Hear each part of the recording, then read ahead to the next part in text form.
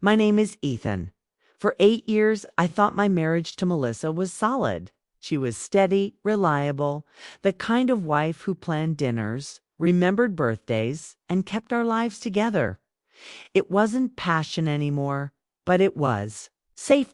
Until that night I went out for drinks with some coworkers. A noisy downtown bar, flashing lights, the kind of place I usually hated. But that night something shifted. She walked in. The woman in red, her dress was bold, cut low, clinging to her curves like it had been sewn onto her body. Her heels clicked against the floor with dangerous confidence.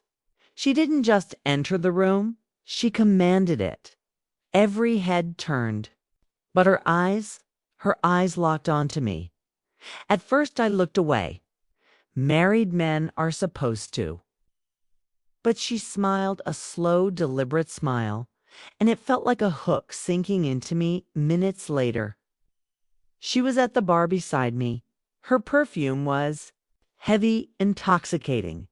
"Buy me a drink," she asked, her voice low, velvety. I should have said no. I should have thought of Melissa. But one drink became two, then three.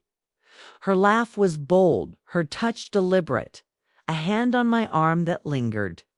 Too long. She made me feel something I hadn't felt in years. Alive. Desired by the end of the night. I crossed a line I swore I never would. I cheated, and once you cross a line like that, there's no going back, Jessica. That was her name. Days blurred. Into weeks. Secret texts. Rushed meetings. Every stolen moment was a fire I couldn't put out. Melissa would kiss me goodbye in the mornings, her smile soft and trusting. And every time guilt dug deeper into me. But Jessica knew exactly how to pull me back in. Her dresses, her whispers. Her daring boldness that made me forget my entire life in an instant. Only something felt wrong. She asked strange questions. "What does your wife do all day? How much do you make? Does she know about our little secret?"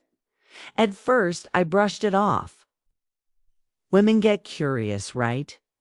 But soon she was pushing. "Should spoil me. Buy me something nice. Don't I deserve it?" I told myself it was harmless. Just gifts, just money, just lies. But then Melissa asked one evening, her voice sharp, "Ethan, why is our savings dropping?" I lied. I told her. I'd made a bad investment. She nodded too quickly, and I thought I'd escaped. I hadn't. One night, I showed up at Jessica's apartment unannounced. I wanted to surprise her, prove I wasn't just another man she toyed with. But when I pushed the door open, my stomach dropped. She wasn't alone. Jessica was laughing, that same bold laugh. But it wasn't for me. Another man, wealthier looking, sat with his arm draped around her. Her hand caressed his cheek the way it had once caressed mine. On the table, my wallet lay open. My cards, my ID. I wasn't her lover. I was her mark. My knees nearly buckled. And when Jessica finally noticed me standing there, she didn't even flinch. "Did you really think you were special, Ethan?" she said, her eyes gleaming with cruelty. "Men like you. You're the easiest. Lonely, bored, weak." Her words cut deeper than a knife. I stumbled home, broken. Melissa was waiting at the kitchen table, her arms folded. "I know," she said. Simply. The air left my lungs. She knew about Jessica, about the money, about every lie I braced for screaming, for tears. But instead, Melissa's eyes held something colder, something calculating.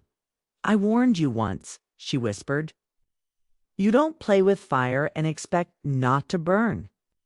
And in that moment, I understood something terrifying. Jessica hadn't just appeared out of nowhere. She hadn't just chosen me. Melissa had known about her from the very beginning. The woman in red wasn't a coincidence. She was bait, and Melissa had been watching, waiting, letting me hang myself.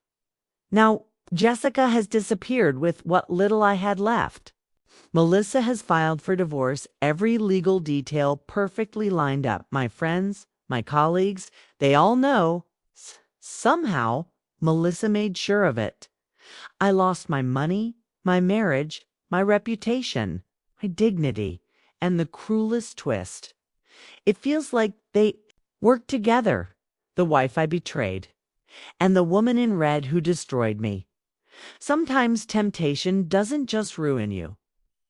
Sometimes it's a trap designed by the person who knows you best. And I walked right into it.